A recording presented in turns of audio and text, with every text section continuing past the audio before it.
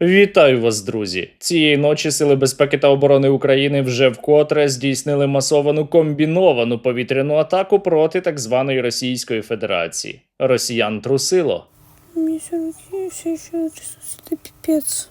Серія вибухів була як на самій так званій Російській Федерації, так і на тимчасово окупованих територіях України, наприклад, у Донецьку. Ух, Прилетіли українські дрони і до тимчасово окупованого Криму, а ще були ракетні удари по Севастополю. Місцева окупаційна адміністрація повідомила про застосування ракет Storm Shadow, але на це не звернули увагу навіть російські пропагандисти, тому що будь-які ракетні атаки на росіян – це вже така буденність. Ракетные атаки на Россию давным-давно являются рутиной, если кто-то не знает. Рутиною є також і атаки на Таганрог. Туди прилетіли під ранок сьогодні і безпілотники, і ракети, та вдарили по місцевому авіазаводу. На місці були вибухи. Пошатало просто. Это куда? Ракета влетела. 2 ракеты даже. Что-то сирена не заиграла даже. Дісталися українські дрони, а можливо і ракети, також і до міста Вороніж. Вибухи пролунали на аеродромі Балтімор, який використовує російська військова авіація.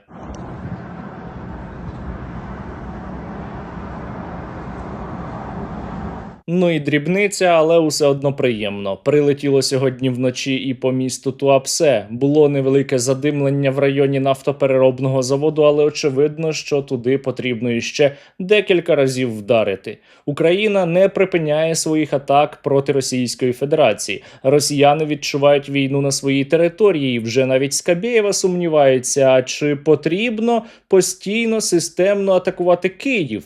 Адже Україна може відповідати. Если мы перейдем к тактике систематических массированных ударов по украинской столице, то и они ответят нам наверняка. Якась вона не дуже радісна. Цікаво чому? Нерадісний і ще один пропагандист, який пророкує іще масштабніші, іще масованіші удари по так званій Російській Федерації, бо Україна отримає більше дронів. Сотни тысяч ударных беспилотников самолетного типа, а следовательно возможности режима Зеленского по нанесению террористических ударов, как минимум до Урала, а возможно и за Уралом, кратно возрастут. Я нагадаю, що росіяни досі кажуть, що вони у нас тут займаються демілітаризацією. А щоби більше зростали можливості Сил безпеки та оборони України відправляти дрони росіянам у пики та перерізати російську логістику, вже зараз я закликаю вас зробити надзвичайно важливий донат на Русоріз. Якщо задонатить кожен, то ми одразу зможемо закупити щонайменше 200 або 300 дронів. Завдяки вам русня буде вмирати швидше. Тому підтримуйте Русоріз. Реквізити, як завжди, є в описі до цього відео. А ще ви точно маєте підписатися на мій канал. Тому що вже навіть Скабєєва підписалася. Вона транслює мої випуски та стріми на російському телебаченні, щоправда, із російським дубляжем. По мобилизации будут дуже серьезные зміни. По мобилизации будут очень серьезные изменения, кардинальные изменения. Просто она прекратит быть похожей на то, что Вона происходит перестане сейчас. бути схожою точно на те, що відбувається зараз. Але тут я жодні деталі озвучувати не буду. Но здесь я никакие Потому что детали для того, озвучивать чтобы не все буду, відбулося поскольку правильно, для того, чтобы состоялось правильно, надо промолчать до момента, пока все начнется. Щоправда, у мене є претензія. Чому Скабєєва замазала QR-код на збір на Русоріз? Але з іншого боку, принаймні не замазала напис на футболці. Там написано «Русоріз». До речі, таку ви можете придбати у моєму інтернет-магазині. Також посилання є в описі до цього відео. Тим часом росіяни усе більше прозрівають від того, як вони застосували Орєшнік по гаражах у Білій церкві. Журналісти побували на місці події і показали іще раз, як виглядають наслідки удару російської балістичної ракети середньої дальності у без'ядерному виконанні. Я вважаю, що це театр абсурду, тому що дійсно говорили про те, що є ціле підземне місто, де вироблялися літаки і збиралися. Ну, ми зможемо подивитися. Дразний оператив повністю, які літаки. Де взлітні полоси і все інше. Це, по-моєму, за кого мають сьогодні росіян Я, чесно кажучи, можу самому ж зрозуміти, зробити висновки. Деякі тимчасово живі росіяни не вірять у версію російської пропаганди та сумніваються у тому, що там під гаражами базувалися секретні бази НАТО із генералами. Противник нам говорит: ребята, вы попали в гараж. И показывают видео. А мы говорим: нет, это штаб НАТО. Там было 50 генералов. Мы ничего не показали. Понимаешь? Да, да. Чим більше Владімір Путін та Міністерство оборони так званої Російської Федерації намагаються брехати щодо війни проти України, тим менше їм вірять навіть прихильники. И нам говорят: поверьте нам на слово, что мы там кого-то убили. Нет, ребят, в 21 веке так не работает. І оскільки росіяни усе більше вимагали показати їм докази, що у Білій церкві було знищено 5 аеродромів і 10 військових баз НАТО із генералами всередині, пропаганда таки ці докази надала і показала зображення супутникове, яке було насправді згенероване нейромережею, а реальні супутникові знімки із аеродрома виглядали ось отак. Отработали точно і ефективно. Зате точно та ефективно зараз працюють українські безпілотники проти російської логістики, зокрема по трасі, яка веде до тимчасово окупованого Криму. Масштаби дуже серйозні. Вони по-справжньому вражають, тому що кожен день десятки, якщо не сотні одиниць російського транспорту горять. Росіянам, які вештаються тимчасово окупованими територіями України, стає усе страшніше там їздити. Еще машина сожженная.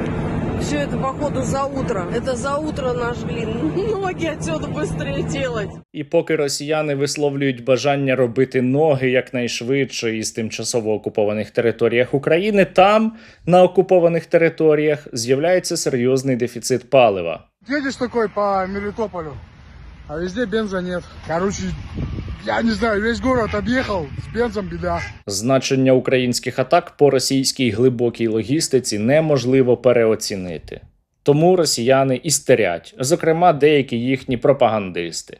У зв'язку із чим інші пропагандисти закликають тих пропагандистів припинити істерику. Пытаются там осложнить нам логистику.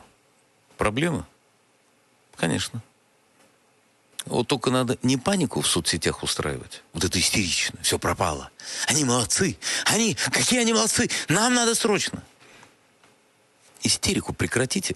Але, як ви, напевно, здогадуєтеся, оці заклики не дуже допомагають. Взагалі цікаво виходить ситуація. Усе, що каже Владімір Путін, відбувається із точністю до навпаки. Ну вот так зона безопасности, о которой мы говорим, постепенно она создается. Сейчас небезопасно, и, скорее всего, зона поражения со стороны беспилотников будет расширяться. Тому Владіміру Путіну треба частіше казати, що Російська Федерація перемагає. Зараз окупанти намагаються знайти способи протидії українським безпілотникам, і поки єдине їхнє рішення – це маскувати військові вантажівки під цивільні, що насправді зіграє проти самих росіян, тому що в такому випадку будь-які вантажівки, які будуть рухатися по тимчасово окупованих територіях України, будуть легітимними військовими цілями. До речі, я маю знову згадати про одну із цитат Владіміра Путіна. Зовсім нещодавно він казав, що ситуація для Збройних сил України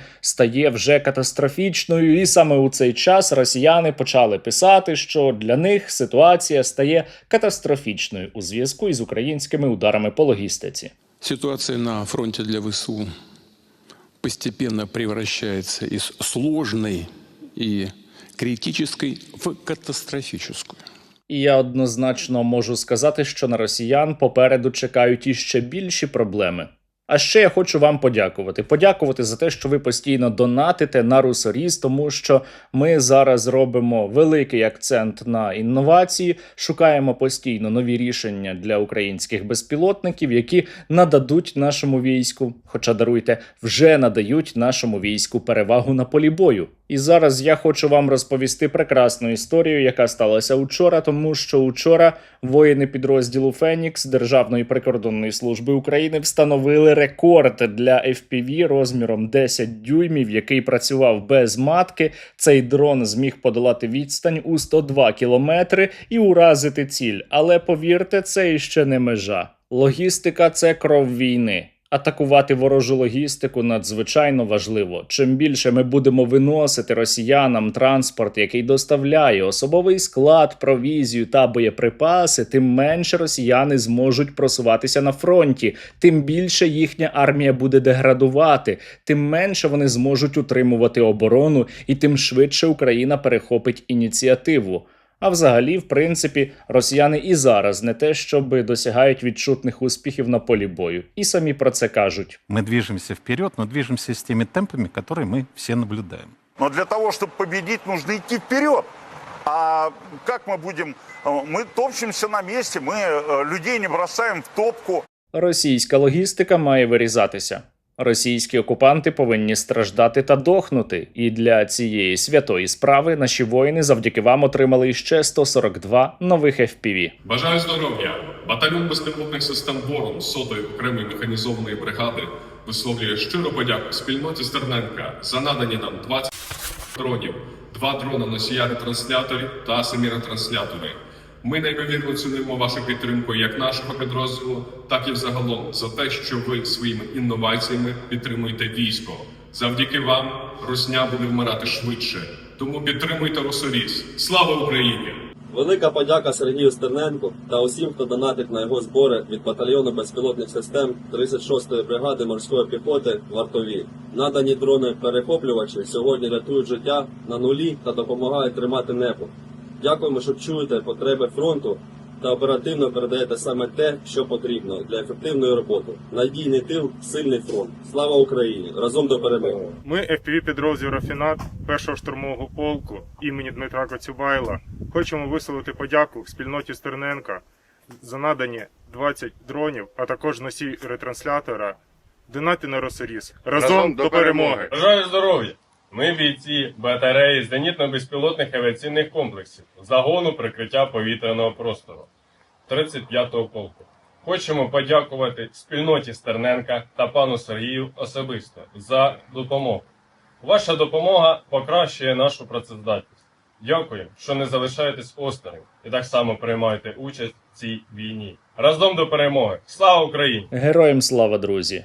Надавайте нашому війську більше можливостей знищувати ворога. Надавайте нашому війську більше інноваційних технологій. Надавайте нашому війську інструменти для захисту життя українців. Продовжуйте й далі максимально активно підтримувати Сили безпеки та оборони України.